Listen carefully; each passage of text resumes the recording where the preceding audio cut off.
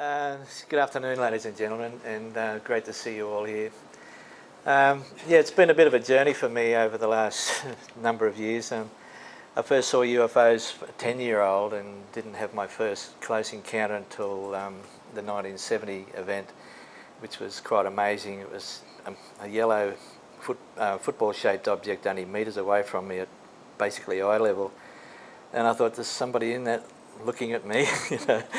And yeah, that's when I got interested in the Sydney group, when Bill Moser was running it back in 1970, and first met Bill Chalker. We sort of got involved for a similar period of time, and I'll just give you a bit of background about myself, those that don't know me. And I had my home phone number in the Sydney phone book for a few years, and anybody in Sydney that saw a UFO wanted to ring up, went to the phone book and ring my number. So I was fortunate enough to be able to talk to a lot of people about UFO sightings in that event.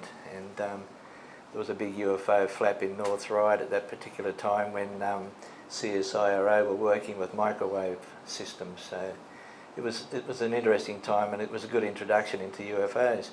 But it really didn't. I moved to Sydney in 1970. From Sydney to Katoomba in 1976. And up there I saw UFOs up there as well, so I had pretty well a lifetime interest in the subject. It wasn't until my time in Grafton that I saw massive waves of UFOs of all descriptions, which I'll describe a few as we go through the talk. So all the experiences that happened, and particularly a personal experience involving family, I'll explain to that when I come to it. And it was this that sort of brought me to the point where the UFOs are actually watchers. Big questions that we do ask about UFOs is, what are they? What are UFOs? Where do they come from, and what are they doing while they're here?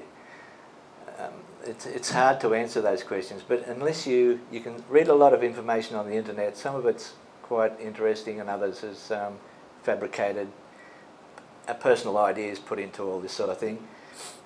But when it involves you personally and you see them for yourself and you see the evidence happening in front of your own eyes, it takes it to another level. And this is, because of that's happened to me over the years, I'm able to present to you my thoughts on the subject looking from a different aspect to what you probably hear a lot of other people talk about. So I've put a lot of thought into this over the years, and the watchers is what I'll call this presentation. And it's UFOs in the presence of human activity, and through natural disasters and times of trauma of the human being worldwide. During man-made and natural disasters, during wartime, UFOs have been seen, and during severe natural disasters when there's been human trauma, UFOs and mysterious entities have been presenting themselves to assist human beings. So we're living in a multi-dimensional world. It's not only this dimension you see, we have other beings and other things come into this dimension at periods of time, and it seems to appear when the human being is suffering of some sort. So this is why I chose this subject, because it's a very personal presentation, and it's also something that you should really be aware of, and maybe some of you have personal stories relative to this type of aspect of the subject that you can you've experienced similar things, or you know of people that have had similar experiences that I'll explain during the presentation. And if you have, I'd love to talk to you about it later on after we're finished. So just to give you a bit of an idea, this is basically a slide of some of the images that I was able to get when the UFO activity started in the Grafton period in the 90s. And first one in my book there, I had quite a big website at a couple of stages, and the website went down, so I was losing the information, then had to reinstall it, and I thought, this is no good, I don't want to lose this information, so much went into it. So I self-produced an ebook, or a book that I did print some hard copies, and mainly to get the information into the state and into the libraries, so it'll be there for posterity. And but it's freely available as a download on I don't know whether you can read it there, the isu.com. You can have a free download of it, or you can read it on site. And I've got my whole history, lifetime history, up to about 2007 of my contact with UFOs. And as we're going, you'll know that I'll explain when UFOs has come down close just to observe me, and we've eyeballed one another. It's we can communicate with them by watching them watching us. And so I've got that. It's a free download for you. But I'll just get my pointer out, and I can explain just some of these. What I'm trying to do here is just say that not all UFOs are alien spacecraft containing aliens. Some are, but a lot of them aren't. But what are they? The question is, what are they? This one up the top here is Lubbock. It was a photograph taken by in 1952 in Lubbock, Texas. And it's quite a famous photo. It's in Adamski's book. And there's 19 discs in a boomerang formation. But the interesting part about the formation is they're in staggered position. They're not lined up like they are in this one down here. And this formation I saw in Grafton would have been the 16th of March 2007. Sorry, 1997. And when I saw that, I was laying in bed looking out the picture window, and this thing went just a few hundred metres away from me at low altitude, and I recognised it, and I thought, wow, that's UFOs. And each object was a yellow disc. Later on I saw more of these, but that was the only time I saw them in the staggered formation. So I was able to determine that they were individual discs, yellow in colour, surrounded by an energy haze, ionised air. A lot of energy comes from these discs, but the whole formation was surrounded in a white haze. I only saw it for a few seconds, but I knew that what it was UFO activity, so immediately jumped out of bed, and that night I saw probably 4 or 5 other UFO events. There was a UFO flap in progress, so I became aware of it. And so I was working during the day and only had the evenings and night time to do a bit of sky watching.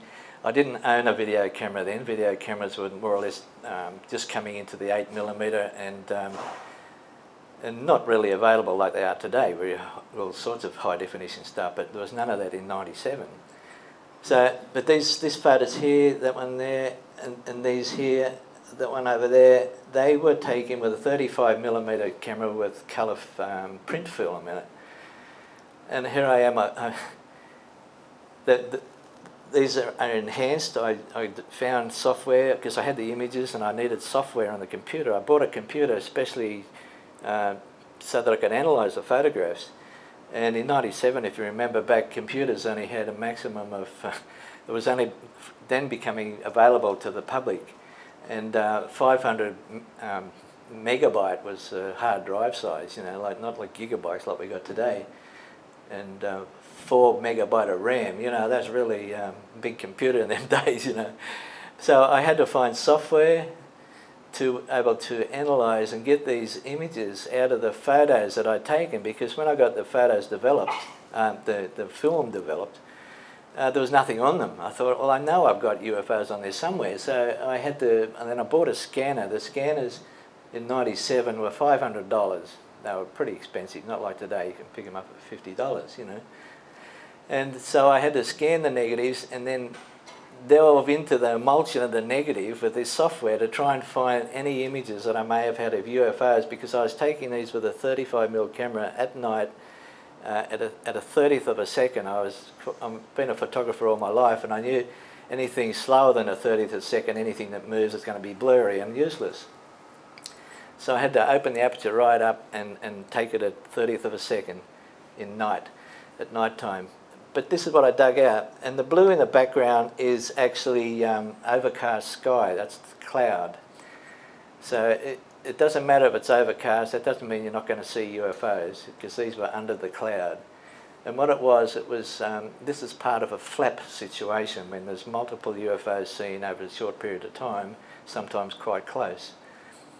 And all I saw in, say, this one here, for example, was the light. The yellow part is the light, and it's got a trail of energy behind it, which is this black bit there. And there's another one, where is it? This got a trail of energy behind it. That one there, up the top there, it's a trail of energy. And I was able to get, that was the best I could get out of emulsion, out of a negative, that you couldn't actually see anything when you looked at it. So there was quite a task to get that. And these three here was, I went out one night and had the camera, and I also had an old, it was a diffraction grating on a slide, on a 35mm slide, a diffraction grating grid that was used. I bought it in the 1970s when I was interested in UFOs then, so I've been carrying it around with me for 20 odd years, or whatever it was. And I had that over the lens, and I thought, well, if I get the UFOs close, I might be able to get the spectrum of it. Seeing I've got this diffraction grating, and I might be able to analyse the spectrum and get a bit of idea about what's the illumination is about, which is the scientific side of the aspect. So I took these. I went out one night, just standing on the porch and over the top of the roof, because the veranda, I could see over the top of the house from where I was standing. And there was 3 or 4 UFOs just over the town area, flying over the houses in town. And I quickly snapped this photo and think, well, surely I've got them on film, you know. And I hope, because the spectrum was below the objects, but I mainly wanted to get the objects. If the objects were further away, I might have been able to take the camera off the objects so that the spectrum, which was way under the actual illumination, I might have been able to get that, but I didn't get the spectrum, but I got the objects. And that's what they come out like. Yeah, they don't look like UFOs, but that's what the UFOs were that turned out on the 35mm camera. So they had an energy field around them, and also had this trail of energy that they were heading towards the left. They were flying to the left, so leaving this trail of energy behind them. And well, that's what it came out like. I can't explain it any more than that, but whether they don't seem to be a disc shape, they seem to be an orb, a round orb of some description. So I was battling there, and I thought, I've got to get while it was all happening, I've got to get a video camera so I can get some movement in these things. So I went to Harvey Norman and I said, can I borrow one of your video cameras? I want to try one out, you know, like I've got UFOs happening, and so I knew the guy in there. And I said, you know, like if I can get some good footage, well, I'll be able to afford to buy one, you know, like you'll be famous, I'll say, Harvey Norman Grafton, you know. And he said, oh, look, I'd like to, but I really can't lend you one, you know. So I said, oh, okay.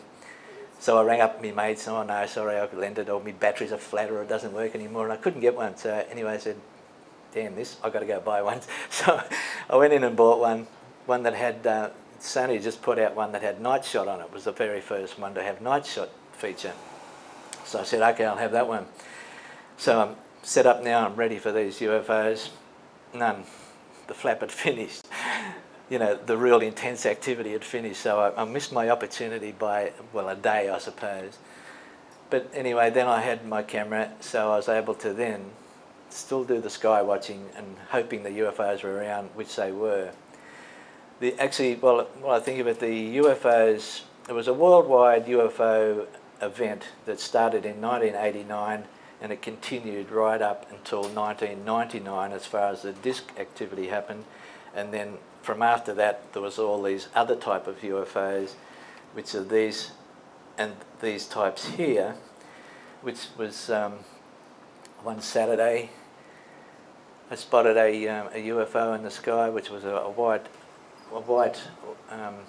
orb or round thing, this strange thing I hadn't seen. I'd seen I'm giving you this background because this all leads into what happened to me to lead up to the personal events of UFO activity with human, taking an interest in critically ill and dying humans. What are the UFOs doing? Some UFOs. So I've had disc activity happening in UFOs of this shape, boomerang craft, big boomerang craft. I've seen all this sort of stuff happening, but this is daytime now, and this was my first big daytime sighting event. And for 50 minutes one Saturday afternoon, all these types of objects were slowly drifting over Grafton from south to north. And there was these I call the clusters, and there were similar things that were seen and videotaped in Mexico at the time in their fleet footage. You might see that on YouTube. There's a fair bit of that, documentaries about it. And so I'm getting a first-hand, close, personal look at them now on this particular day. And there was this large one here I call cluster, because they're clustered together like bunches of grapes or frogs' eggs all clustered together. And they were different colours, reds, blues, whites, carrying black ones. And the black ones seemed to be very important for some reason, because all the clusters had these black ones attached to the outside of them, and the others were moving around them as if the big top one was a white one. It seemed to be the boss of the group. It was rolling around as if to keep them all in order, and the black ones seemed to be either the dead, the injured, or newly born. I didn't know what they were. Nobody knows what they are, but I'm trying to work out what are they. The first thing you see, what are they? Well, like the UFOs, yeah, but what are they? And this went on. There was several of those groups, and there was also upright cylinders like that one there. It was a dark object, and when I got that, that's a still off the video. When it passed in front of a cloud, you could see the shape better when it was in front of a cloud, and it was like an upright cylinder flying like that. That orangey one was the same sort of thing. It was like an orange triangle-shaped object flying upright like that as well, where the others were these round orb-type objects. And then I saw over time, you know, like in the next few years into the 2000s, I saw a few of these daytime events, and I think that those particular ones are like, I call them space critters. They're not craft with aliens in them. They're a life form coming into our atmosphere, and I think they come into our atmosphere to give birth. Like there's many of them, they have to reproduce somehow, and I think there's Ibanis, I think they call them in Mexico. There's big long groups of them, and they just like big worm. And actually, Story Musgrave, the astronaut, videotaped a similar thing in space when they were orbiting the Earth. And these big Ibanis, they're full of these particular same type of orb objects, and there's video on YouTube where they're spitting them out on either way as if giving birth to them, and I think that's what they do. They whether they're self-replicating or somehow they give birth, but they come in. They do this in our atmosphere. Sometimes there's thousands of them in some of the Mexican footage, but we do get them over Australia as well. And that's what this event was. Now, during this one here with the 7 objects,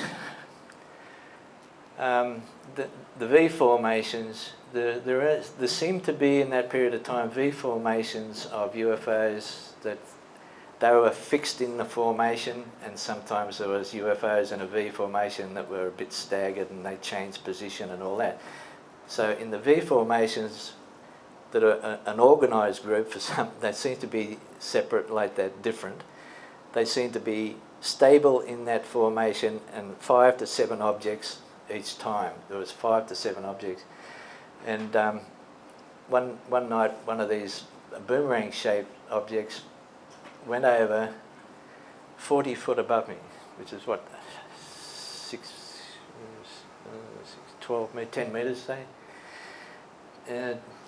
Very low altitude, and when I saw them coming, I had a video camera in my hand, and I saw them coming, and I thought, that's close. And I thought I could get abducted here. You know? So I thought, oh, I'm going to count 1, 2, 3, because if I miscount, well, where have I been? You know. So like I'm 1, 2, 3, and I'm watching, and they're this slow. And I've got a video camera in my hand, and I get in my head, don't videotape it, just watch it and get all the information you can from what you can see. And I did. Weird. Anyway, what it was, because I thought, are they lights under a big single craft, or are they individual objects when I'm looking at it? And I could see the surface, and I could actually see into the object itself. It was a yellow, it looked like a plasma sort of thing, or glass that's illuminated from the inside. It's like you could reach into it and not touch anything solid. Very unusual. It had a luster about it, and each object had an aura of energy around it, like a ionized air field. Each one of those ionized air areas of each object overlapped the one in front of it. So they were fixed in that position, but very close, as if they were exchanging energy. And the whole formation surrounded by a white haze as well. But underneath the object, I got a good look at what was underneath it, and it was like, you know how you draw electricity, it's that electricity like that? Lightning. There was like that on it. The object's moving this way, and the lightning, whatever it was on the object in this direction, not the direction it was. And I thought, that's like an energy. It was different levels. I was able to see the different levels of these features on the object. And inside at the front was a grey, bluey colour blob just inside, and I'm thinking, that's the brains of the thing, you know, which is probably where it was from. It didn't look like it was a craft that had alien beings in it. It looked like a being of itself. It was sort of like its own entity. The alien was the object itself, not the people in it driving, if you know what I mean. The thing, that was the alien, the whole object, and it was a good, it was this shape, you know, lenticular in shape. Anyway, when it passed away, when it moved on, I mean, it was at an angle like that where I was able to see the top of the object as well, all these objects. So that confirmed to me that they were individual objects, not light attached to a single object underneath. And it went away, and it increased altitude, and away it went. And that was a really amazing experience. None of the neighbours had trouble with their TVs. The first thing I asked, did your TV play up, you know? No. But that was really close.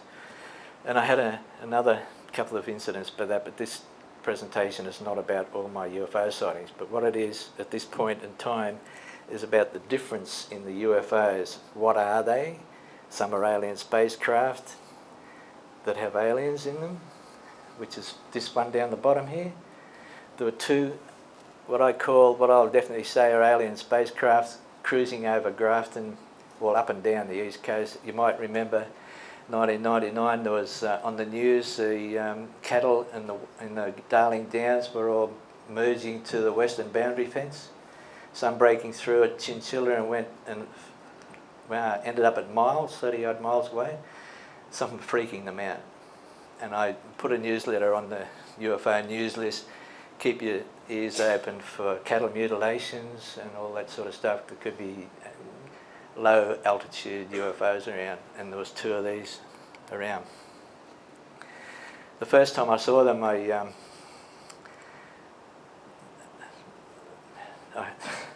the first time I saw them was 9:30 at night. I knew those UFOs. I'd been seeing other type of UFOs around. Went out on the little veranda. I had a great view to the western ranges, and a high altitude. See Grafton down to the right hand side, and this array of red lights was sitting in the sky at an angle like that, and I thought, oh, it's the aircraft coming in to land at South Grafton Airport, and then it didn't move. And then suddenly it started to move in my direction, just to my right a little, at eye level height. And I thought, is that a jet, you know? Because the light on the bottom was a red flashing light, flashing very quickly like this. and surrounded by all these other red lights. And I thought, oh, I had my binoculars on the table. I'd just taken my camera in. So I got the binoculars out, and I can't see the cockpit. I can't see any wings. I can't see any tailplane. That's weird. I said, that thing's it's going to be so close to me, it's going to blast me off the veranda. It was so close. And when it went past, not a sound. It was absolutely silent. It turns out it was one of a second UFO come and did the same, exactly the same. And I saw them on 3 different occasions at a time when the Air Force were also flying quite slowly and prowling around Grafton area. And I had a contact that could access details of any RAAF manoeuvres that were catalogued and everything, and nothing was registered or catalogued during the period of time when the RAAF were, I think they were looking for these UFOs and trying to chase them away and get video of them on their gun cameras, I'd say. But anyway, that's a different type. That's the alien spacecraft, the alien in it. These small discs possibly got aliens in it that were flying as well, different sizes. I've seen some of these discs were only probably 1 metre in diameter or slightly less. And that's a very small disc. You know, how big is the alien, you know? But still a UFO. And these other shaped objects here.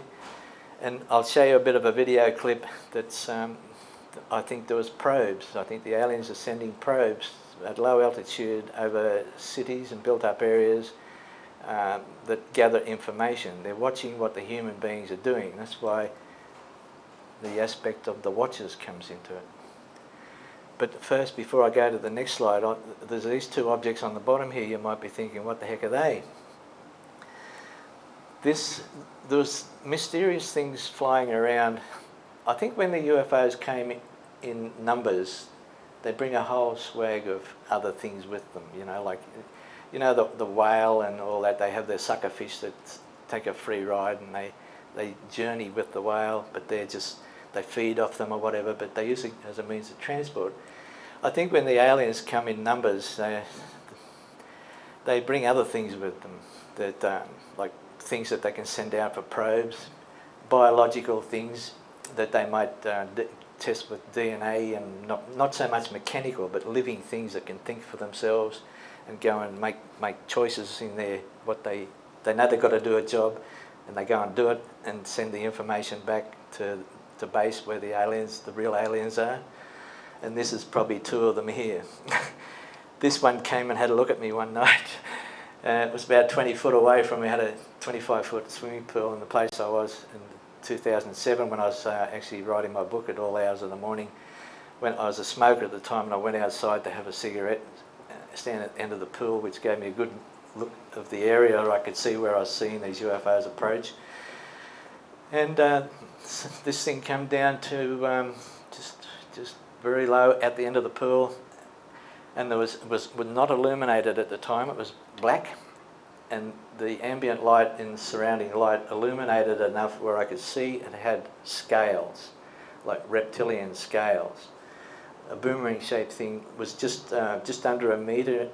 The arms of it were just under 1 metre long, so it was, you know, a bit of an object. And the proportions were about that thickness. That's just a graphic, of course, that I've drawn, not a photograph. But I put the eye in there because what I did, I looked up, I'm looking at the object and just observing, because it was stationary. It stopped. And I first looked at about that part of the body, and I'm looking up towards where the head, I think I'm looking for an eye and a face now. This thing's got to have a face, you know, like. And then when I got up near the front of it, it started to wobble like this. And I'm thinking, hello, it knows I've spotted it. And it just disappeared in front of my eyes like that. And I didn't have any indication that it took off in any direction. But what I did, I immediately spun around thinking, oh, gee, that took off quick, I might be able to see it go. But I didn't. It just disappeared in front of my eyes. I think it went into, you know, like the squid, and that can just switch their colours into their environment immediately like that. I think that's what it did. I think it might have just switched into some sort of invisible mode, because it was there 1 second and gone the next moment, you know. But he'd come down to have a look at me. And I've never heard of anybody report that type of thing. This particular one here, I've seen at low altitude again. See, what are they doing? You know, like the information gathering. Are they prehistoric? These things, are they prehistoric things that live in the shadows of the earth? That's a theory that I might have there. Or are they part of the whole armada of UFOs and probes and all that living stuff that comes when the UFOs come in their major waves of activity to the planet Earth? I call this one the gargoyle because it's a creepy looking black thing that's in dark thing in the night. So I've got to give it a name so when I can refer to it, that's what it is, because I can't find any information about them anywhere. And this one here, I had a close encounter with one of those, or at least one of those. They're football, you know, a bit over a football size, with those wing type things that don't flap, they're just guide things. And they'll streak, I've seen them streaking in the sky. They'll flash, but going so fast they'll leave a streak in the sky. And I had one race past me one night at a rooftop level to let me know it's there, I suppose. And it came that fast, I could see it in my peripheral vision approaching. I couldn't lay my eyes on it, focus on it, because it was moving so fast, and saw it go in the distance. And I estimate it was travelling at 300 kilometres an hour from there to there, because the camera shutter speed, and I could hear that as it went past, it disturbing the wind as it went past. And I thought, I've heard that sound before, which I had a couple of years ago, so I'd been zoomed before with it. And then I could hear the pulse, I could hear the sound, the subsonic pulse in the ear from one of these things, I don't know which one it was, as it was flying past. So I heard that probably 3 or 4 times after that, you know. I think it was probably a means of communication, but it was, I had a laser similar to this, and I was able to indicate to the UFOs when they flew over. I could see black objects in the black night. Train your eyes for night vision, and you can see the black objects at night. And I was doing lots of sky watching during all that period of time. And what I did, I thought, I'm going to try and attract these things.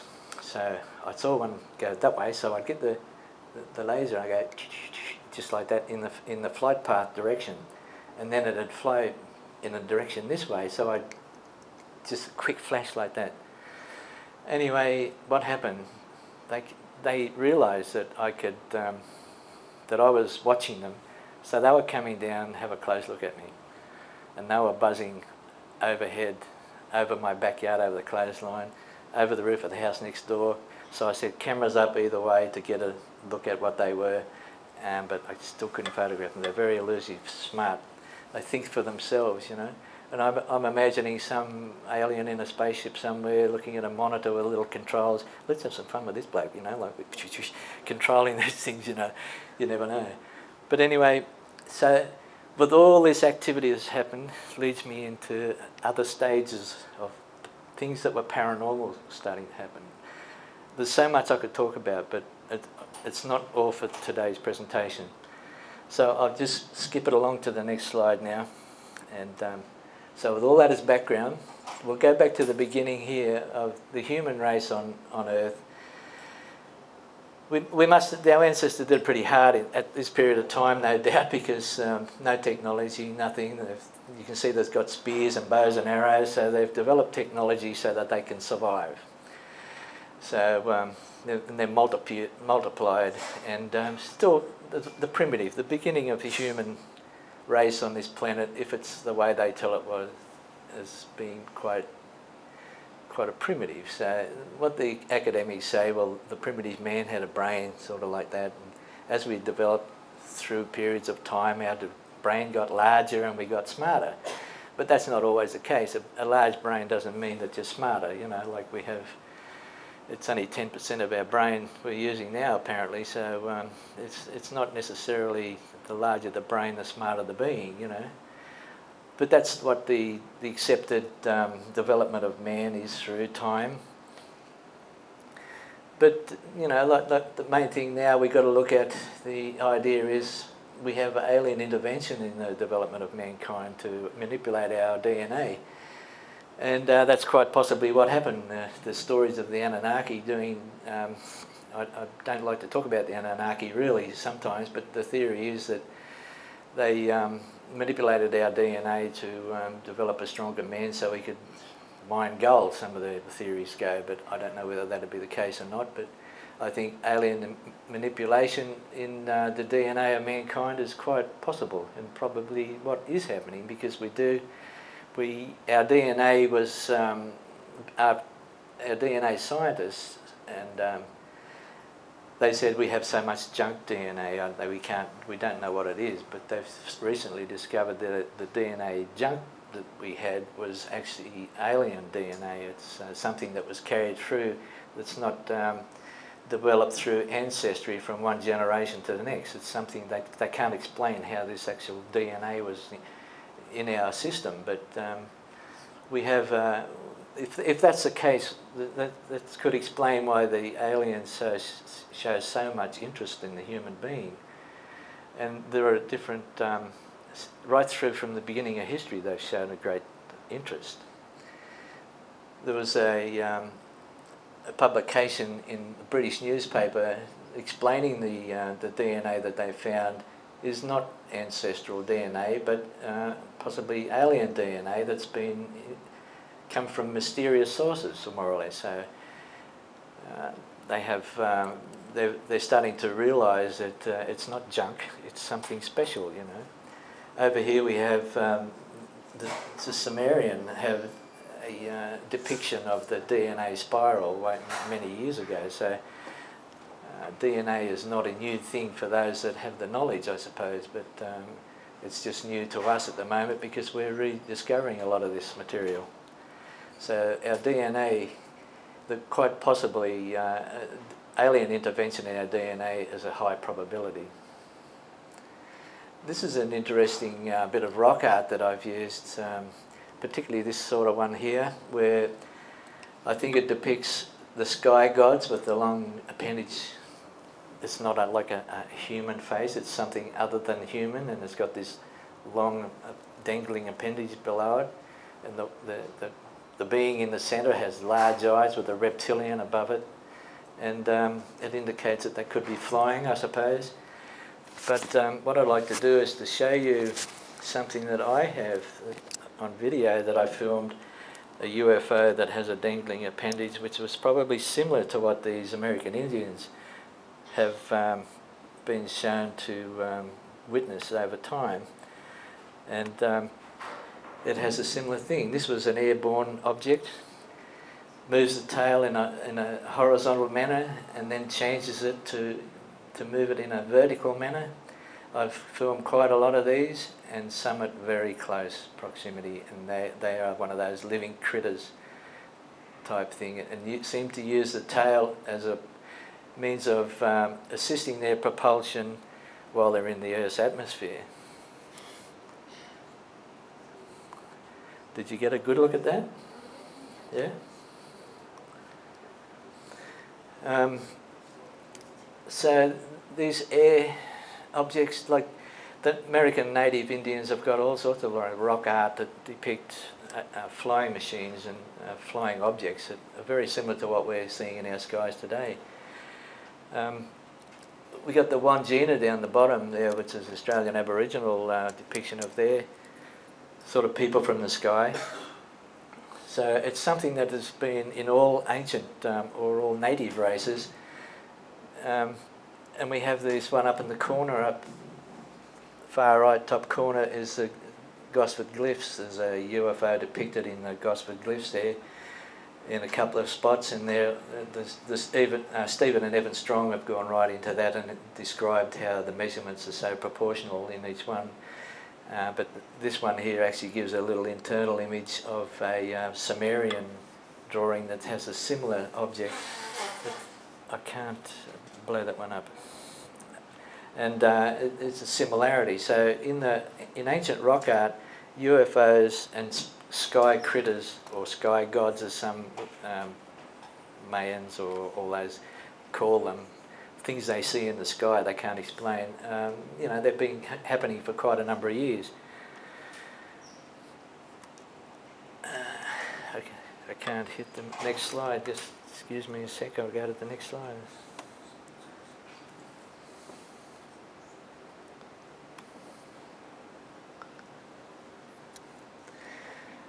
Right. Now, in France, they got these ancient rock carvings, but they're very, very sophisticated compared to some of the more ancient rock art.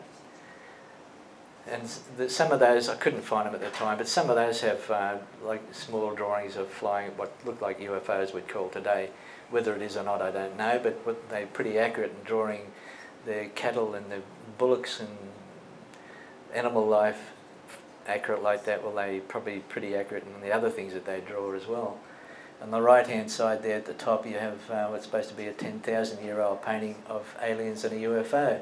In India, well, India has a great history of UFO with their Vimanas during the early history with sky wars and atomic bombs and all sorts of things happening there with the technology in ancient India. So aliens on rock art paintings over there is probably not a real, could more likely be expected. Bottom left-hand corner we have the Australian Aboriginal Wandjina again, and they say this lot of paintings are 4,000 years old. It's interesting that they have so many of them, so they must have been a big part of their culture at times. And then on the far right we have just silhouettes of some drawings there that are they're quite ancient and quite graphic. They're quite interesting drawings as far as, well, there's the actual paintings, the rock art paintings themselves. They look very African. What are they? Any idea what they are? They're the Bradshaw paintings in the Arnhem Land, northern Australia. Not a lot of people know about them, but they should be more, they were there before the Aboriginals now, because a lot of the Aboriginal paintings are painted over the Bradshaw type paintings, and they're depicted in a different style, very tall people, very fine lined and drawn in a totally different method to the Aboriginal art that we have now, or our 40 or 50,000 year old Aboriginal drawings are drawn on top of the Bradshaw paintings.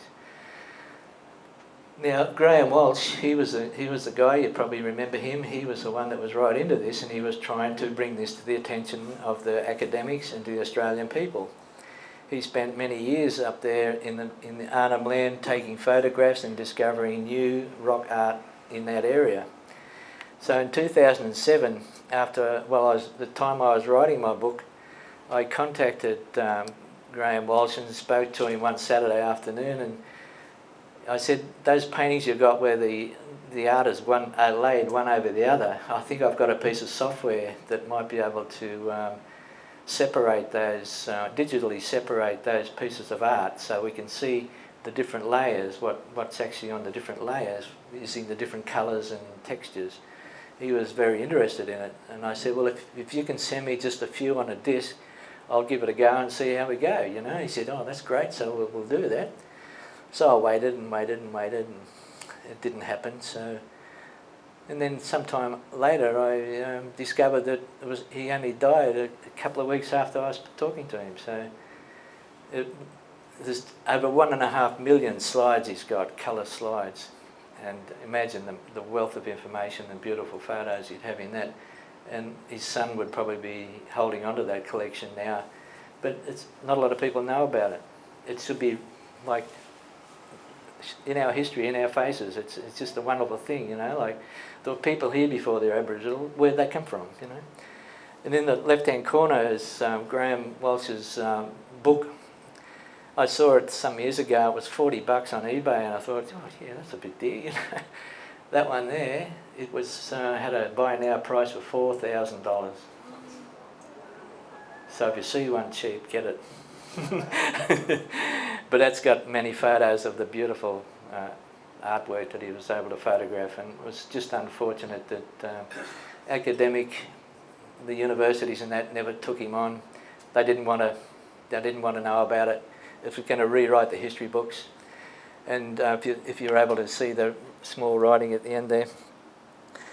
I'll just give you an idea. There's so much of that art being destroyed because of burning off, because the government in Western Australia, they want mineral and oil and gas exploration over there. So they say at the moment 5,000 pieces of art have been totally destroyed. And they say there's 8,742 known examples. Well, I heard there's over 100,000 examples of the art up there. And if Graham's got 1.5 million slides, there's a lot of art up there. And what are they doing? They're destroying it.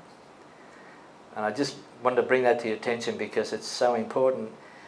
Something like that can be just kept from the public, just like the UFO subject itself. I mean, it's there, it's in your face. You go look for it, you'll find it. But no, the academics don't want to do it. It's not part of our history. People don't know about it, and it can be destroyed and covered up in the background and nobody know about it. So that's how people in power, as you might say, can keep secrets and information that's going to change history away from the public. Very much like the UFO subject. Now, the nomads, I put this in because nomads lived in the open skies, basically, and so they become aware of their environment. And they become aware of their environment because they lived in it and they depended on it for their safety, and they had a full awareness. So what I found when I was doing my skywatch is I was able to develop my awareness. Instead of living under roof like this, you go out there in the open air, all times of day and night, and you become aware of the sounds and the smells and the feeling and the atmosphere. Your awareness expands. And if you go camping on the weekend or you have a holiday away, get out there in the environment and do it until you get bored with it, but do it longer. Break that boredom boundary, and you'll get into a zone where, well, who was it? Moses went 40 days, 40 nights. How much did he learn? Come back with the 10 Commandments. I think it opens up other aspects of the brain and the mind and the awareness. You tap into these other dimensions that we talk about. We live in a multi-dimensional world, and we're able to, other dimensions can come into our world sometimes, and UFOs and alien beings and other types of beings, which we'll get into later, but we can also go into those realms and get information there. I talk about the Akashic records, which is all those records. If the mind can go there, it's a universal consciousness, and we get into quantum consciousness. You get into all these aspects of these things. It's not just UFOs, lights in the sky and all that. It opens the mind up to all these other aspects where we can communicate and contact and get information from other dimensions. That was pretty, like that's taking you somewhere else other than just outside sitting there watching the sky. But that's what happens when people take in the environment and their awareness is expanded. And if you can do that in many realms, if you're interested in subject, there's lots of other aspects of the paranormal and all that you'd probably be interested in too, like astral travel and all that. Pardon? Lucid dreaming, yeah, all that sort of stuff. It all comes into things that the mind can open to, that can expand and make contact with. Can we make contact with the UFOs? Yes, we can. Can we make contact with the unknown, the spirit world? Yes, we can. So it's just an expansion of mind, and these people out in the nomads, they were able to do that because they don't do those sorts of things. That's where we'll get back into that, but that's where you can find these things in peace in your own mind, in the natural environment. So lights in the sky is another thing we say. Is it wise to take notice of unusual lights in the sky? Question: yes or no? I think it is, because it's awareness of something that's not normally there. What is it? Like the massive stars and the planets in the solar system are just small lights in the sky, but it means something.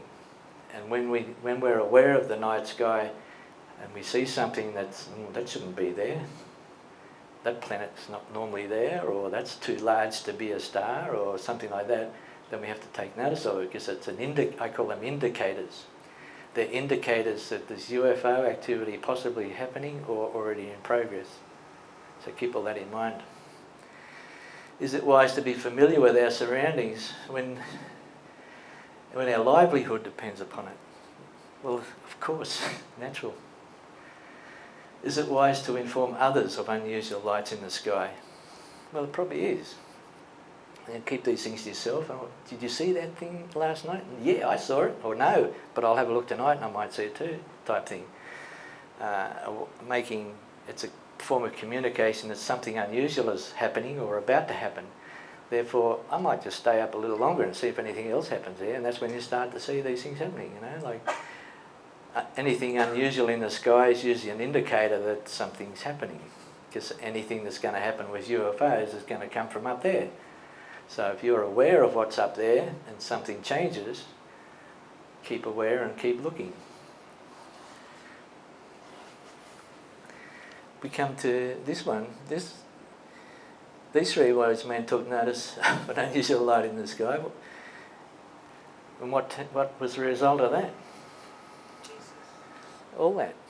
Whole of the Christian religion. Nothing's minor. It all started from three wise men that were aware something was different. So it is important. Another thing that Cheryl brought my attention to recently was a guy in Italy that became aware of a light in the sky, and it inspired him to build the eighth wonder of the world. What was the name of that? Damanhur. He built this underground series of temples with gold and beautiful architecture, and it became the eighth wonder of the world. All came from an unusual light in the sky. So it can be very important. So don't, oh, it's only a light in the sky. Take notice of it, because it's something it's an indicator of something quite important, could be about to happen or already happening.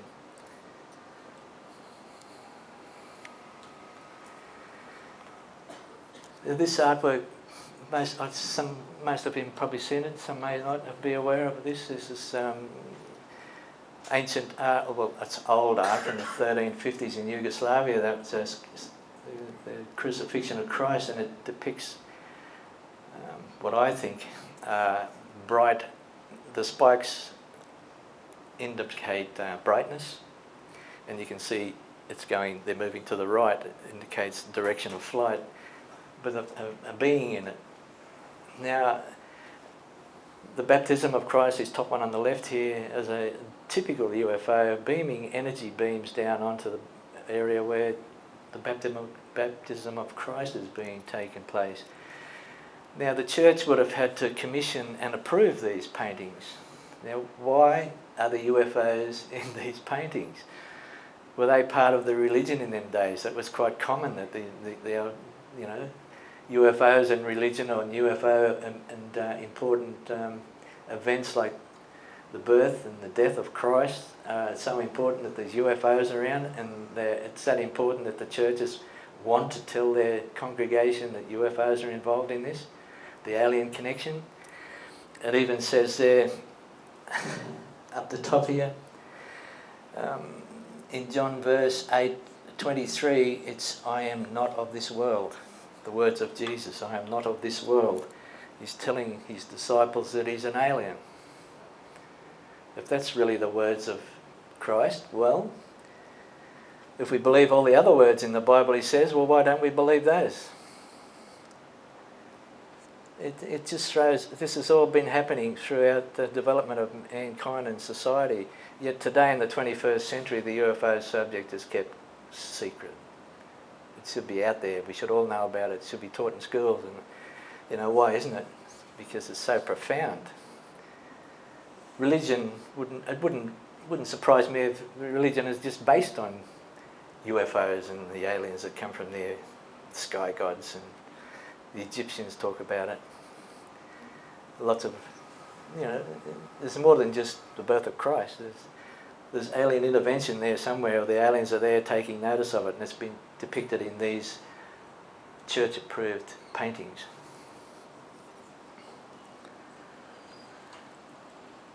There's many verses in. I'm not doing on the religious trail here. I'm just giving you examples of how it's already written there for us throughout history, and yet today it's still all kept secret pretty well. So you're very fortunate, you people here, that you have an interest in it. You're some of the population that are being awakened to all this, you know, and becoming aware of all this happening. There's various verses, Enoch, and you know, you can read them yourself there. I won't go through them, but there's numerous verses throughout the Bible that indicate possible alien intervention in major. If it's that important, it wouldn't. If it's important, it's written in the Bible. If it's not important, it's not written in the Bible. So if it's in the Bible, it's very important. We have to see the importance of it and bring it into the context of the whole meaning of the Bible, and the relationship of everything that's there to the development of humankind, you know. Yes? Immaculate conception, yeah.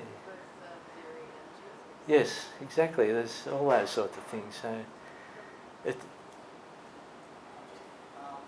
says top point. Yep. Describes Earth as a sphere. The, they thought that the Earth was flat. that's it. Everybody else, I know, but these people, he said in this time he saw it as a sphere, and yet in later, like in this 1700s or whatever it was, the Earth's flat. They weren't even aware of it then. So how come they didn't take notice of this? You know, like he saw it was a sphere, so he went somewhere. That's almost proof of the evidence that he was taken above the Earth to be able to see it as a sphere. Yes, good point. See, that's how it is profound when you dig into it, like to that depth, and it's already there. And in Rome, we had these are quite well in the UFO field. They're quite well known as Alexander the Great records 2 great silver shields spitting fire around the rims in the sky that dived repeatedly at his army as they attempted to cross a river. The action panicked the elephants and horses, and they had to delay the crossing until the next day, you know. So it was the UFOs interfering or intervening in history, in maybe the results of a war or a delay that might have saved them from massacre the next day, sort of thing. You know, there'd be a reason why. If they were there, there'd be a reason why. And back in 218 BC, which is going back a long time as well, a fleet of glowing ships that floated in the sky over Rome. You know, they had a mass sighting over Rome, you know, of the similar objects being videotaped today by, well, all around the world. And a fiery beast, 100 foot in size, multicoloured on top, shooting out fiery rays, landed in a dust cloud. It sounds like a UFO landing, you know. They wouldn't write that if if it didn't happen that way. So it goes back in history all that way in many ways. Now I pretty well explained this one to you, but I explained a little earlier than what I wanted to, but that doesn't matter. But yeah, any questions about that while I'm on this one? No. Straight like that, and sometimes extremely fast. I think that's when the noise was coming from, that low pulse. I think it was from that one.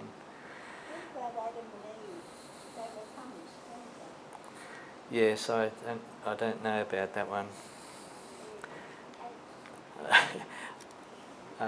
I didn't. I'm not going to really comment on that part of it at the moment because. Really into a different aspect of it. What's that? Yeah. Yeah. Into a totally different, you know. It does, but I don't want to go around that line yet because I've only got a limited time where to talk. But okay. Now I'll go to the Egyptian culture here because there's something important about this that was personally to me. See this one here? One night I walked around the side of the house down the driveway and something like that flew a metre above my head. It was about 3 metres long width, took up the whole width of the car, of the driveway. It was just, I could feel it going over. I couldn't hear anything, but it was just this thing went over my head. And I could see the different, it was like light grey and dark grey, the feathers on it. I don't know whether they were feathers, but it was depicted in the same manner as that object there. And I had a quick look, and I couldn't see a head, I couldn't see a body to it. It was just like the wings. And that's this drawing here is how they depict Isis. And I looked around after it flew over. I looked at it and I could see it, and it disappeared. And I thought, what the heck is that? I had the feeling. I had to ask myself, sort of, was that waiting for me to come out and just swoop me, or I just happened to walk out there and it went over? You know, like, what are the chances of something like that flying over your head? You know, but it was there, and I couldn't explain it. I can't explain it. It was just something weird that happened during this whole event when the UFO activity was out there. I'd walk out the back door or the front door, and a UFO would fly over straight away. It'd be a yellow rectangular object, or it'd be a boomerang, pale yellow usually, because that's almost stealthy. It's almost like, I think the yellow one's like half in this dimension and half in the next dimension. Therefore, they're only just visible when they're up close, and that you don't hear them when they're actually travelling. Yeah, so I had numerous of these things happening, and so I'll go back onto this one up here. This one up here. It shows the alien with wings. A reptile, a reptile. Does that depict the flying reptilian, which is like the gargoyle thing I had earlier, flying reptile. And then Isis here, which is the same wing type thing. She's a protector. The patroness of nature and magic, or the protector of the dead and goddess of children.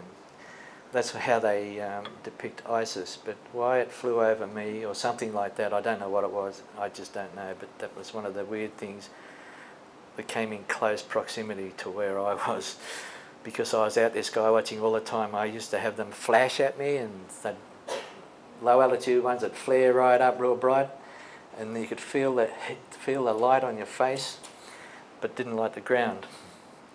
Now, UFOs during wartime, we all know that we've probably heard of the Foo Fighters that were in the accompanying our aircraft during in Europe and the Pacific during the battles of the Pacific and Europe. And the Germans at one stage said, "Oh yeah, that's new technology of ours," but no, it wouldn't have been. It would have been UFOs. We call Foo Fighters small objects. They'd sometimes come into the aircraft, they'd go fly through the wall of the aircraft, have a look around inside and fly back out again without making any holes. So they were almost paranormal type things. But they were there, they were able to film them, and many, many witnesses of them. So I've got a little bit of, just a quick little video clip here that shows you a little bit what they might look like. That's about the size of them there. So they're only a small thing, but they were taking notice of men during, like during war. They seem to be, now I can't get rid of the thing up there. Oh yeah. I'll go back to that. And so the Second World War, there was other, I asked my father, he's in New Guinea, and he wouldn't talk about it, but he said, "I think I've got guardian angels." But that's about all he said about it, because he was saved about 3 times, I think. We wouldn't expand on that. And in Vietnam, there was, that's just a graphic of some discs that were seen by American soldiers in a boat probably going in a battle, and UFOs just taken a notice of them. And the picture on the right there, the photo on the bottom, is the only actual photograph taken, recognised photograph taken of a UFO during the Vietnam War, and that's in Wendell Stevens' collection of UFO photos. So It's happens in all our wars. It's been happening in all our wars. And in Vietnam, we have an interview with a guy here. I'll give you the sound. Top right hand corner, you'll see it up the top. There's an object flying during a battle. Doesn't look like any conventional object.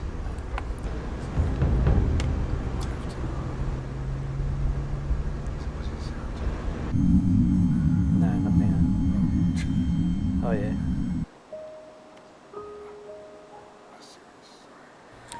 My name is Frederick Marshall Fox. I was born in White Plains, New York, 1938.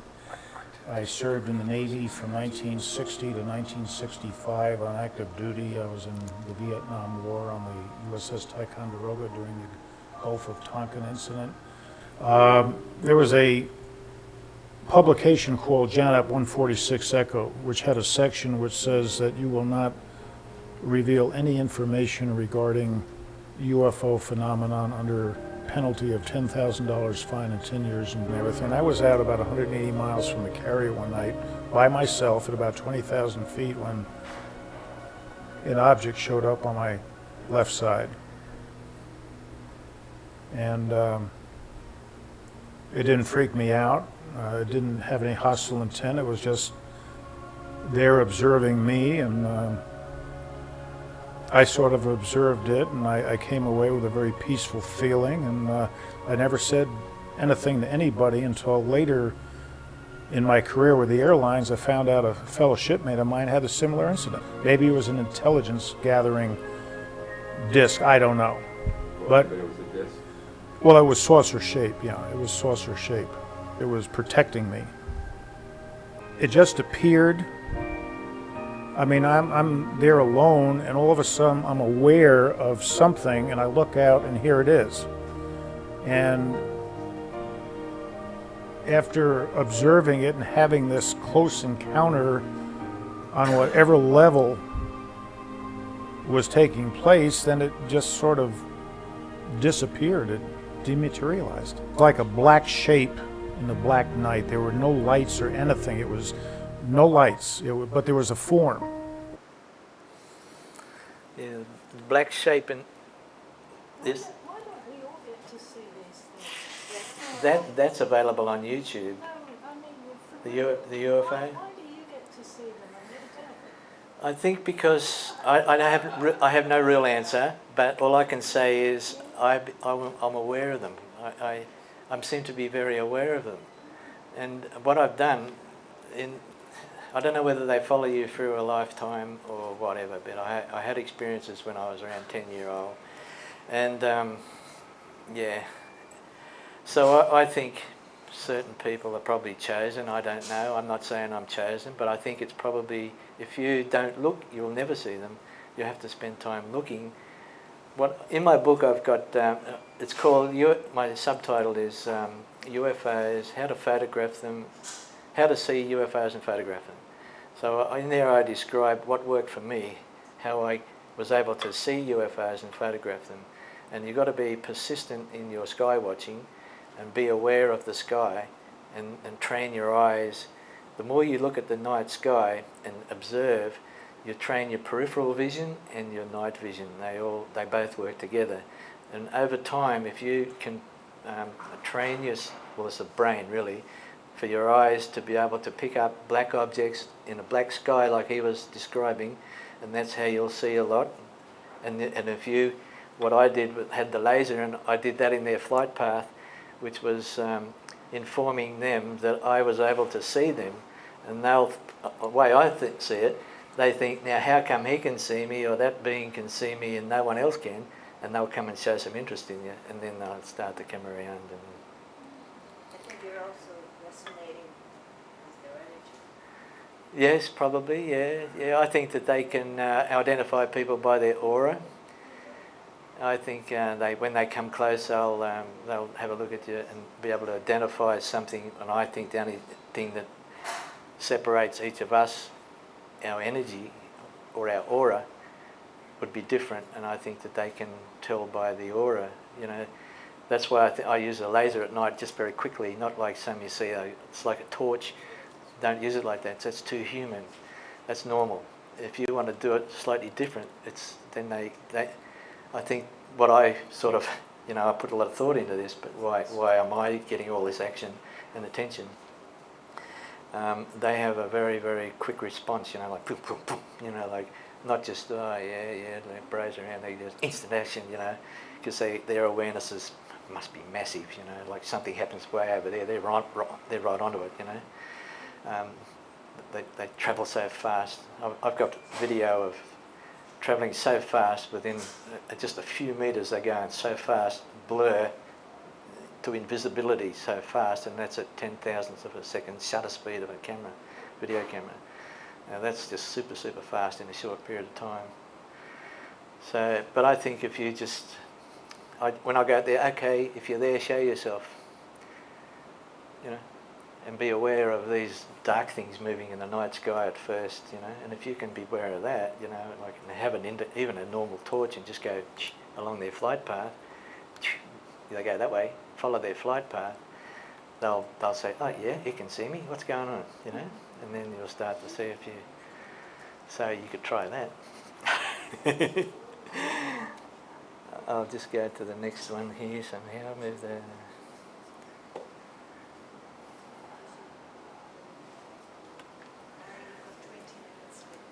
20 minutes, okay. The Mothman, some of you probably heard about the Mothman, which was a very interesting creature, a flying creature over in Point Pleasant, West Virginia. Between 66 and 67, there was a whole heap of UFO activity happening in what they call in the UFOs in the TNT area, which is where during the Second World War, the military in the US stored their ammunitions in this particular underground bunkers. And there was a lot of UFO activity happening, and there's also this strange creature flying around. And he was not so much freaking out people, but he had approached people. And what it turns out, this creature somehow knew that this bridge disaster was going to happen, and he was trying to alert certain people in the community that this disaster was about to happen. Anyway, what happened? The Silver Bridge, it collapsed, the 13th pin. This creature was supposed to have been seen on the bridge just before it collapsed, probably observing the point where it was going to break. That's why the UFOs are the watchers or the observers. And the bridge collapsed and 47 people drowned. And this John A. Keel was the investigator into that, and he got right into it, and he saw UFOs himself. It was very intense activity, and that was the story of that. But the creature was there to try and inform it. It knew in advance that this disaster was going to happen and people would be killed. And It made a movie. yeah, that's right, yeah. Is that Yeah, well, if you buy the DVD, you get the second disc, which is the documentary, which is the interview with all these people. That's very, very interesting. But that's a very interesting case as far as the history is concerned. Now, this was a massive tornado in Joplin, in Missouri, and it was massive. The town was totally destroyed. But the young children and the survivors were talking about these butterfly people that came to protect them while the storm was happening, and many survived because of the intervention of these butterfly people that wrapped their the wings around them to protect them from the flying debris and the winds.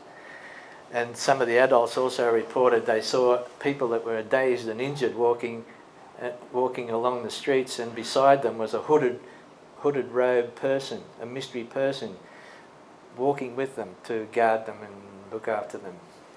So what are these other dimensional people coming in? UFOs have been seen around tornadoes too, but this was important and interesting because of these so-called butterfly people. Not angels. The kids said they had wings like butterflies, not like angels, and they call them butterfly people. But they were entities that come in to help the suffering and dying humans.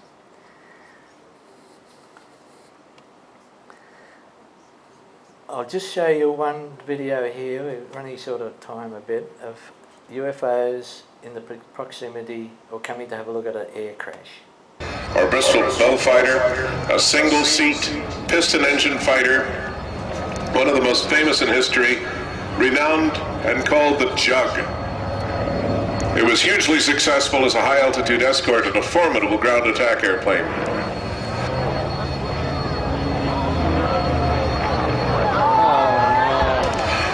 Ladies and gentlemen, we have a... Ladies and gentlemen, stay behind the barriers, please. Please Do stay not back. cross the barriers and do not move around, please, ladies and gentlemen. We will need emergency services access, so please stay behind the barriers. You get a close-up in a second. It's almost as if some UFOs know in advance that these things are going to happen and be there when it does. Couldn't you just as easily say they did it? No. Why Well, not? you could, but it wouldn't. It's not. You look at the history of it all. But you don't know, like with the bridge one, couldn't the Mothman have damaged the bridge? Well, you can always say that, but you look at event after event after event after event. Put it all together. These little things up here. I know where you're coming from. I've chewed that up many times, and my theory is no. They have come to have a close look at these things. Here's one that you might say did it, and I thought it did for a while. If I can play it now. Maybe they've just come to collect the souls. Yeah, that's a point.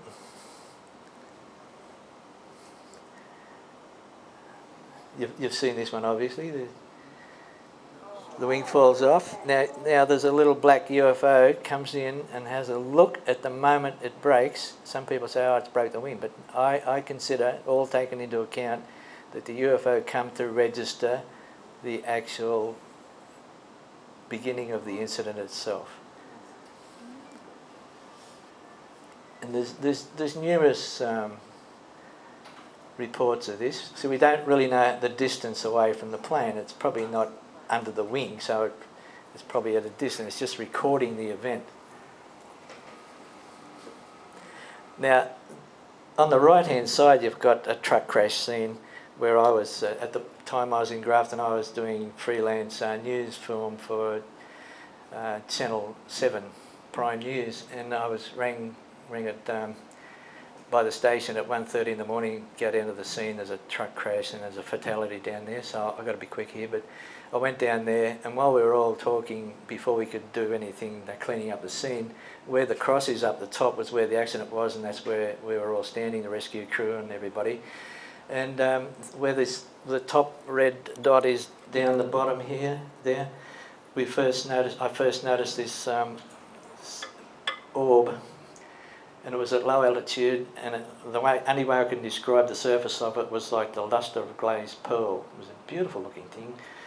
And one of the guys said, oh, there's one here. I said, hey, look at this over here. And they all looked around, and one guy said, no, that's one of your UFOs, Baz. And I said, no, that's different. That's a bit different. Anyway, we watched it, and it went down to where the other red dot is, and what happened there, something fell from underneath it. I call it like a teardrop. It fell from underneath it, and it just disappeared. Went into wherever it went into, some other dimension or whatever, it just went. And I thought, oh, is that the soul of the truck driver going back to its last recorded memory? Because he come down the hill, round the corner, his loads shifted, he went on his side and smashed into the back of a parked truck. So I don't know what that was, but that was a UFO there specifically for that accident scene where there was a human fatality.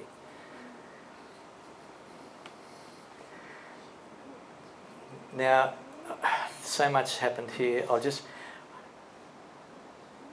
Now, what I'll say here is I was with my father when he had the night he was dying in hospital. My mother was there. My mother saw some objects outside the window, and this is what I saw. I got an animation of it. And my mother turned around to me and said, "What was that?" I asked, "What was what?" She said it looked like an aeroplane or a light shot past the window. I said, "Oh yeah." About 10 minutes later she said, "There it is again." I said, "What did it look like?" She said, "I don't know, it looked like an aeroplane or something."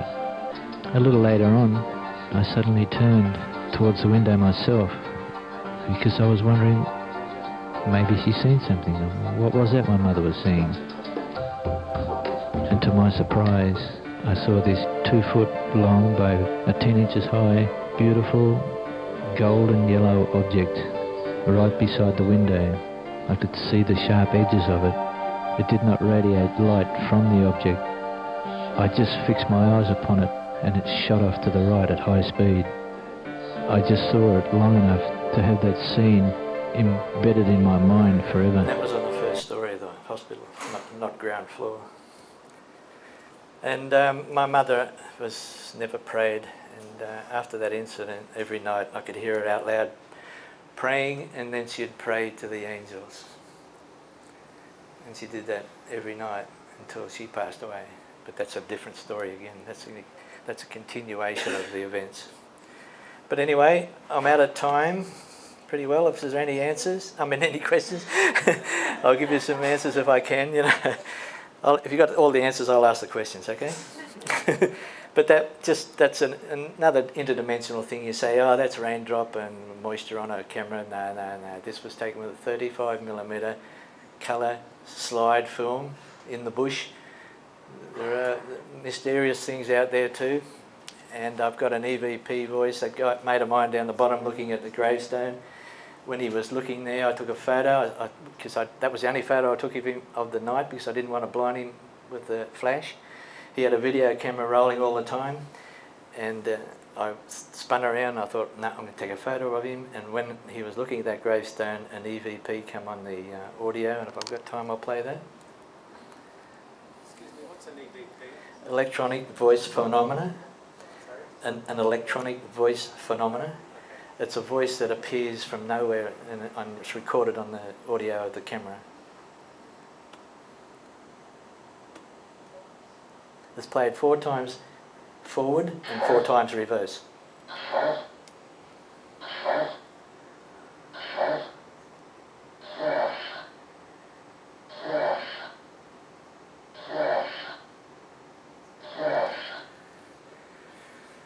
Did you make anything of that? The second time it played in reverse, it said crash, crashed. You're probably looking at it and saying, wonder how this bloke died. And he might have said crashed, crashed. In reverse, I don't know, but that was the EVP. On the whole film we took for the night, I went right through it, listening for EVPs and anything abnormal, and that was the only incident that was abnormal on the tape. I've still got some here to show you. But anyway, look, I'll call it quits now. And if there's any questions, I'll be happy to take them. Pardon? Okay. Well, thank you, everybody.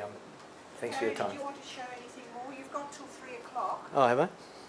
Unless you have questions? No, I just wanted to find out if any of your paranormal experiences are in your book. Yes. Yes? Yes. Not all of them, but they keep happening. What's the title of your book? Well, if you UFO Down-Under, if you put Barry Taylor UFO in Google, you'll find everything. All the videos on YouTube and all that. So that's the easiest way to access. The angel wings that you saw when your father was dying, is that a photograph or is it? No, that's just a photo. That's just something I grabbed off the internet. That's nothing to do with anything I've seen. The angel wings were just a depiction of, well, what I consider, was that a UFO or is that what some people call an angel, you know? Like the Ark of the Covenants was a rectangular box covered in gold on the outside and covered in gold on the inside, and it was highly electrical. It had lots of charge. Well, the thing I saw was that description. It was a flying thing. It didn't have the wings on the top, but it was a flying thing. Was that an Ark of the Covenants type thing, you know, like... you know what I mean? It's that, and I've seen evidence of UFOs being very highly charged with electricity. Actually, the formation of 7 objects that went over at very low altitude that I was seeing the next morning, I went in the bathroom to comb my hair, and I was sunburnt, like along the top of my forehead up in here, and that was like overnight. I wouldn't have been sunburnt overnight, but that was the night I saw these objects. So the energy coming from them could have been them that gave me that. It was like a sunburn, you know. Is there another dimension that we're not able to get together with them? There's many dimensions, yeah.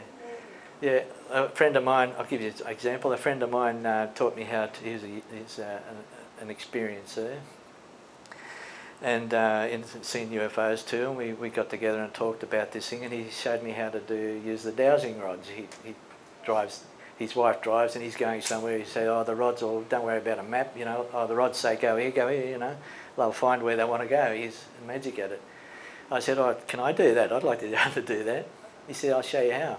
I'll ask the rods first. Oh yes, you can do it. So he showed me how to use the dowsing rods, and it was only a couple of days after he showed me how to do that, he rang up to see how I was going. And while I was on the phone talking to him, the window is here with the vertical blinds, no curtains, and there's a coffee table up against the vertical blinds, and it was like someone ran their hands along the blinds like that. You'd had to move them the same, which I did. I had to. So that's a lot of energy to do that, and the blinds moved like that. And I said to him while I was on the phone, "Oh, there's someone here who wants to say hello to you," because I, you know, he was talking about those sorts of things. But that was an interdimensional thing. It had to be that happened there. I can tell you about an incident. This is something other than that.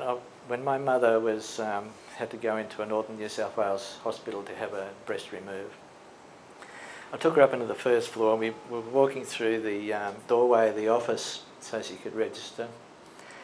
And as soon as I walked in the doorway, I noticed, I could see the room was full of orbs, and they all come towards me, and I felt it and heard it go into my chest. Poof, you know, wow. And I didn't say anything, but I turned to my mother and said, oh, that operation of yours is going to work fine, you know. And then I put some thought into it. Anyway, when we were down at the Afterlife conference last year, I went to up to a medium, and I told her that experience. I said, I've got something to tell you, you might be able to explain. And I told her that story. And she said, what do you think happened? She asked me, what do I think happened? I said, well, I think I must have been seen as a portal to all those lost souls or trapped souls that had a way out. She said, that's exactly what happened. So when I walked through that door, for some reason, I was able to see all these orbs, a room full, and I'd estimate 50 or 60 of them, only about that round, and they all just come into my chest. I could hear it and feel it. Wow. And then one must have been lagging behind, because Cheryl did a Reiki session on me, my very first Reiki session. And during that session, I jumped like that. And I never said anything. And then after it was over, Cheryl said, oh, what, did you fall asleep and just suddenly wake up? I said, no. I had an orb shoot out of my chest, like that. I saw it and felt it shoot out of my chest, and that's what made me jump. So I don't know whether it was one of those ones that were lagging behind or what it was, but that's what happened. Yeah, crazy stuff, eh? So I don't know.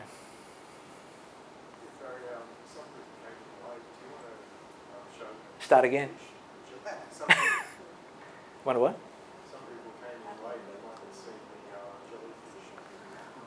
Oh, do you want to see that? Yeah, I won't be sick. I'm just going to... This is a bit different PowerPoint version that I've set it all up in. Can I go back? Jellyfish one, was it? Jellyfish? Which one was it now? Oh yeah, getting close, that one. This is what I call a jellyfish UFO, and I've filmed a few of these. One was filmed for 8 minutes as it went over Grafton. Moves the appendage, the tail, it's like it's as if it's propelling itself forward. It moves it in a horizontal manner, then moves it in a vertical manner. It just changes the way and the energy is generated from the object itself. It's not like a balloon and that's blowing in the wind. And the first object I videoed for 8 minutes, I had like a black eye at the bottom part of it, like that. And I had the camera on a tripod, and you can see that when it used the tail, it was moving in a manner like breaststroke movement, you know. as if it was being propelled forward by this tail, you know, it was like that. And that, bye people. Oh, you're not going? Oh, okay. Yeah, so I videoed. I got so much. I got it all up on YouTube. You want to see more of the UFO video, go and look at YouTube, and there's another very, very close. One day it was 1:30 and I thought, oh yeah, it's about 1:30. It was 8 days ago I videoed the UFOs. I wonder if they're back again. So I got my camera, went out the back, and here's this one of those, low altitude, coming directly towards me. And I thought, oh yeah, I wonder if he's thinking, oh, I wonder if that bloke's down there again, you know. So I videoed it. And it's very, very, some people say, oh, it's a balloon, but it's not a balloon. And anyway, I videoed it, and then the camera on the tripod, I had to reset the tripod so I could get around here to finish videoing it. And when I'd done that, I couldn't find it again. I don't know where it went. It just sort of, I couldn't pick it up again, which was a bit weird, because it wasn't that far away. But I had another one, there's another one on YouTube, it's like a disc on end like that, and it's a beautiful pinky colour, but not quite the colour in real life. Video has trouble maintaining the red, the spectrum of red, unfortunately. But it was approaching me, like all the other UFOs this day were going sort of to the south over there, and this particular one's coming over directly towards me. And I'm leaning up against the house to get steady, and the awning of the roof is out here, and I'm videotaping with a handheld camera, and this object is coming so perfectly close, just right over here. And it's like if there's something moving inside of it. It's like you put your finger inside a balloon and you move your finger around like that. You can see that movement on the outside of the object. And then it just went directly overhead like that. And then when I come out to have a look at it, I couldn't see it again either. Otherwise I would have videoed it a bit more. Barry, sorry. Yep. Do you think they're I organic? do, yes. Yeah, I think, well, aliens, these things that are happening around, I don't think a lot of them are the actual aliens. I think that they're the organic probes, I call them. They're probably made with genetic material, and they're manufactured, give birth. They might be self-replicating, you know, like who knows how far these aliens come down, but they send all these other things to gather information. And someone asked me in the 70s, what do you think UFOs are? And I said, well, they're probably the timekeepers of the universe. They observe the human race and the development of the human race, and they're keeping time of it, and there's records being kept somewhere of our development. And that's why that they're seen during war times, during fatal accidents and all that. They're keeping record of human events. Earthquakes, been known a long time. They appear before and after earthquakes. I had video of Fukushima with the last big tsunami. There was UFOs seen before, after, and during that. You know, so the organic part of it, yes, I do think some are organic. If they're not normal space critters coming down to the Earth's atmosphere and we see them as UFOs, they could be produced and created by an alien race somewhere and sent as a self-replicating artificial intelligent type probe, you know, to gather information. Interdimensional, yes. I've got video of one that was only 400 metres away from me, and it's just, on the video you can see it totally disappears and then comes back again and then takes off. Yep, interdimensional as well.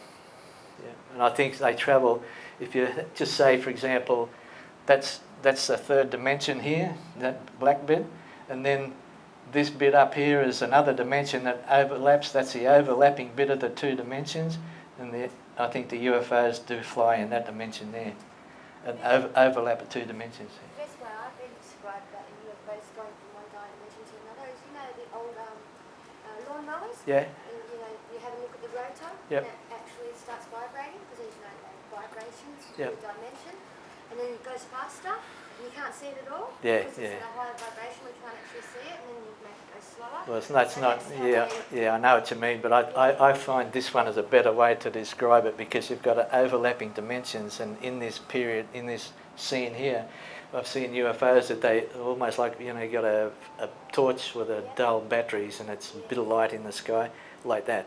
It's sort of almost not there, you know, half there and half not, and I think that's the dimension they fly in. And they can go really quick in that dimension and not make a noise, you know. Don't even disturb the air. But this, yes? Anyway, how long do these aliens live for? Do they live as long as humans? Some may Oh, be look, when they I get to I don't know, but I'd say they'd probably live a lot longer than us because they don't have to contend with all the germs and parasites and all things that attack our human body while we're on the planet. I think they do. I don't think they all live on planets. I reckon they got big planetary ships that just surf the universe, and they can control their environment in that situation where they're able to live a lot longer than us because they don't have germs, they don't have things that affect us on this planet. You know, our body's full of parasites because we live in this environment. You know, and they probably live in a clean environment that don't have parasites, therefore they can extend their life a lot longer than us. Yeah, that's how I look at it. I have no real proof, you know, but I'd imagine a technology that they would advance and being able to travel long distance in space, they certainly don't do it. You know, they don't live, well, I'm only going to live till I get to the other side of wherever I'm going, you know. You know, I think they live a lot longer than that. When you get into that side of things, it becomes, how do they travel such vast distances, you know? Like, I think they use a consciousness, like you get into quantum consciousness and all this sort of stuff. You know, it gets into a whole new aspect of the subject, you know. That's why it's such an interesting subject, there's so many aspects of it. But I think they're a lot longer than us, I'd say. Yeah, but if we can see them and live our life and be aware of them and things, and you know, expand our mind to say, well, you know, if we lived that long, what would we do? You know, like, and learn a bit from, yeah, I don't know, just study what we can do. We're limited at what we can do, but we can at least be aware of it all. Thank you, everybody.